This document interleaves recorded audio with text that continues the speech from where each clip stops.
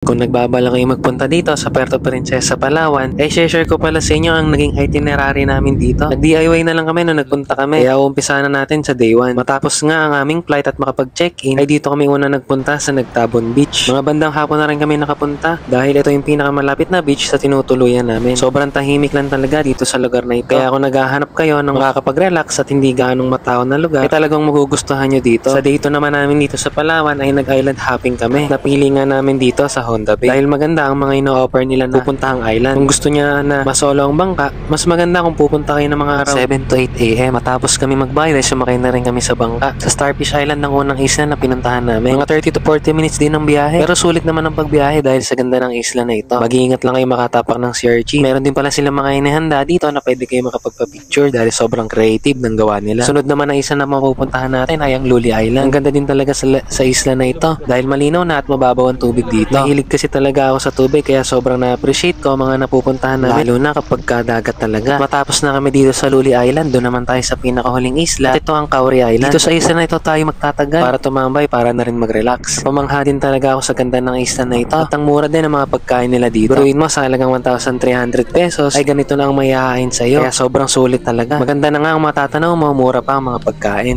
Day 3 naman namin dito sa Palawan, City Tour. Ang naging activity namin. Bali, nag-arkila na kami ng sasakyan para makapaglibot dito. Kung gusto nyo pala ng service at magandang matutuluyan sa Puerto Princesa, ay pwede nyo i-contact si Ma'am Jane sa kanyang Facebook profile. Bago pala namin simulan ng City Tour ay nagagahan muna kami dito. Kain nato. Itolyo rin pala sila kapag breakfast. Parang nasa 300 pesos per head lang ang presyo dito. Pero madami ka nang pwedeng pagpilian na putahe. Matapos kami magagahan ay sa Crocodile Farm tayo unang dinala. Dito mo makikita mapamaliit o mapamalaki na buhay. Mura lang din ang entrance dito. At kung gusto mo magpakuha ng picture, hawak ang baby crocodile ay 100 pesos lang. Sunod na pinuntahan namin ay itong Baker's Sea. Ang ganda din sa park na ito at pwede mong libutin. Medyo mainit nga lang talaga ang sikat ng araw. Pagtapos namin maglibot ay namili naman kami ng konting pasalubong dito. Dito rin yan sa Baker's Sea. Sunod naman ay ang Rancho Mitra. Dito naman ay pwede kayong sumakay ng kabayo. At maganda rin ang mga matatanaw lalo dito sa view deck. Umalis na rin kami kagad dahil gusto namin abutan ng misa sa Puerto Princesa Cathedral. Dahil alas 12 ng tanghali ang misa doon. Buti inabot pa namin ang misa doon. Pagtapos ng misa ay pumunta na kami sa huling destinasyon, ang Butterfly Garden. Napakadaming butterfly ang makikita mo dito. Bukod sa butterfly, iba't ibang uri ng hayop ang makikita dito. Matapos kami tour sa Butterfly Garden ay tabi lang nito ang Tribal Village. May pakikita kung paano sila mamuhay noon. At ayan ang pinakahuling pinuntahan namin at bumalik na kami sa aming tinutuluyan. Ito nga pala yung Camellia Manors. Nagpahinga lang kami ng ilang oras at umalis din kami kagad dahil pupunta naman kami sa Puerto Princesa Baywalk. Gabi na rin nung nagpunta kami at sakto naman ang ganda ng sunset dito. Kaya madami din talaga nagpupunta sa lugar na ito. Dito na rin pala kami kumain ng hapunan sa Saro. Sulit na rin ang bayad namin sa pagkain dito dahil nasa 2,000 plus lang ang binayaran namin dito. At siguradong mabubusog kayo sa dami ng putahe. At sa ikahuling araw naman namin dito ay bumiyahe na rin kami pauwi ng Laguna. Kaya sa mga umabot sa dulo ng video ito, maraming salamat sa inyong panonood at suporta. Hanggang dito na lang muna tayo.